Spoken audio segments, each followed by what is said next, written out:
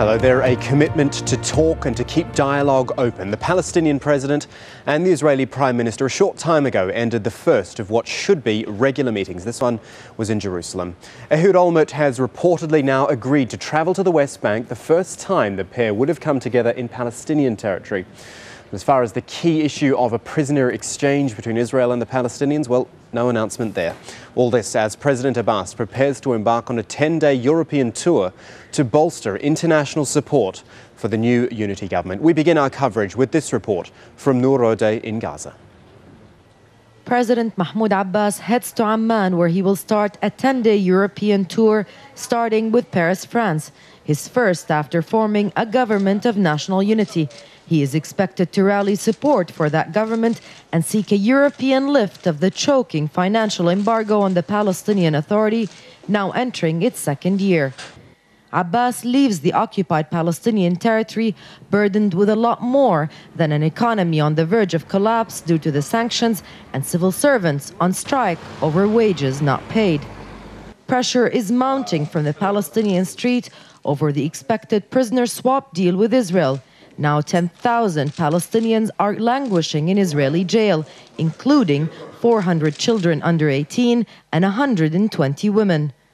The plight of these detainees, considered by Palestinians as political prisoners, held illegally by the Israeli occupation, topped President Abbas's agenda when he met in the afternoon with Israeli Prime Minister Ehud Olmert in Jerusalem.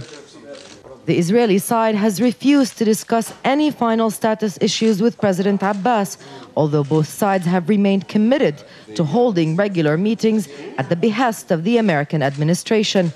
The next meeting will be in Jericho, making it the first time an Israeli prime minister holds a bilateral meeting with his Palestinian counterpart inside the occupied Palestinian territory. Security is another issue. Abbas's national unity government, already $1 billion in debt due to the sanctions, starts implementing phase 1 of its security plan, a plan confronted by a difficult reality on the ground. For President Abbas and his fledgling national unity government, much depends on how successful he will be in lifting the sanctions and easing the choking pressure on the Palestinian people and their ailing economy. Noor Rodeh, Al-Jazeera, Gaza. Well, our correspondent Jackie Rowland in Jerusalem has been following these talks all day. The Israelis have been keen to emphasise that there were no final status discussions at this meeting. However, they said that it was to do with discussing a political horizon, future possible economic cooperation between Israel and a future Palestinian state. But what we're talking about really is confidence building and just keeping the channels of communication open. One positive development, one might argue, is the decision that the next of these fortnightly meetings will actually be held for the first time in a Palestinian town. The plan is for the Israeli Prime Minister to travel to the town of Jericho, where he will be the guest of the Palestinian president. Up until now, it's always been Mahmoud Abbas who's come to Jerusalem. So that in itself is seen as a further step in the process and something that shows confidence between the two sides. Now, in terms of actual concrete outcomes of this meeting, there wasn't really a lot. There hasn't been from any of these meetings so far. But it's really been more on the economic front. Israel announced that it was going to be extending the opening hours of the border crossing between Israel and Gaza, the border crossing that the Israelis call the Kani crossing, extending the opening hours, which will mean that more Palestinian goods can be brought into Israel. So that should theoretically provide an economic benefit for people in Gaza. And also there was something of a mea culpa from the Israeli Prime Minister when he admitted that not enough was being done by the Israelis to remove checkpoints in the West Bank. He said he was dissatisfied with the progress that was being made, and he said Israel needed to do more to remove some of those checkpoints to improve freedom of movement for Palestinians. One thing, though, obviously, that the Israelis underlined yet again was the question of their missing soldier, Gilad Shalit. The Israelis have really indicated that his fate is a precondition to the talks moving on to anything more substantive. At the meeting, Mr. Olmert asked President Abbas to use more influence to try to secure the release of that soldier.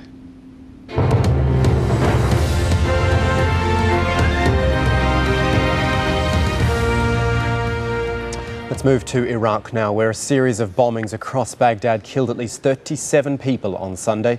In what's been just another day of deadly assaults on the capital, 2 car bombs exploded in a busy marketplace.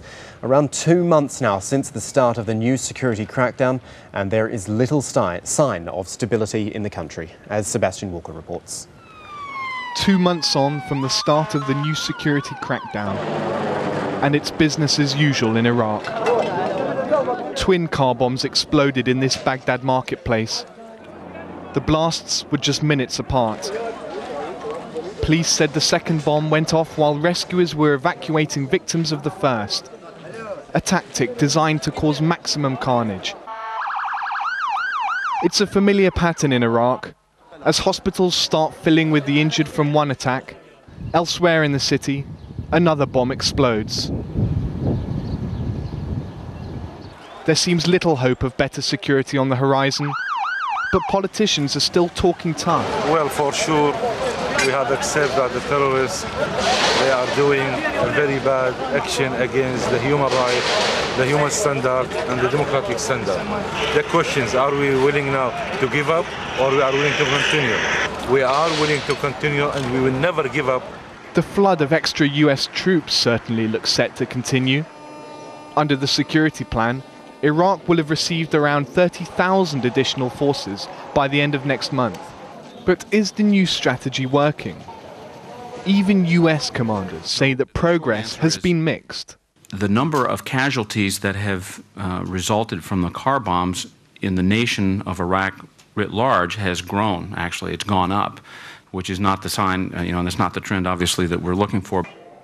For the people facing the violence on a daily basis, with few visible signs of security improving, it looks like the jury's still out on whether the plan to bring stability to Iraq is really working.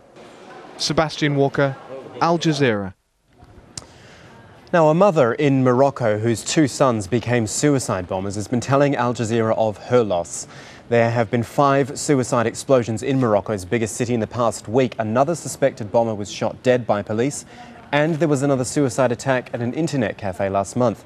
Now, police do say they've arrested an attack ringleader. Mohammed Val sent this report from the slum that was home to the brothers who became suicide bombers. Sequila is one of Casablanca's poorest slums.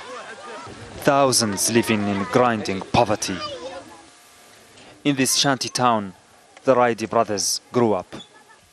7 boys living with their solo mom in a single damp room. In the last week, 2 of them blew themselves up. Another was taken in by the police and is now in prison.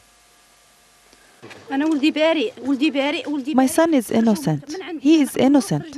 Shame on them for taking him away from us. He never left my side, and he's very young. This is the slum where many of the suicide bombers grew up. In each of these tiny rooms, an entire family of up to 12 people live. Few of them have jobs, and many have lost any hope for a better future. Murad Bourja is a photojournalist and has known the Raidi family for 4 years.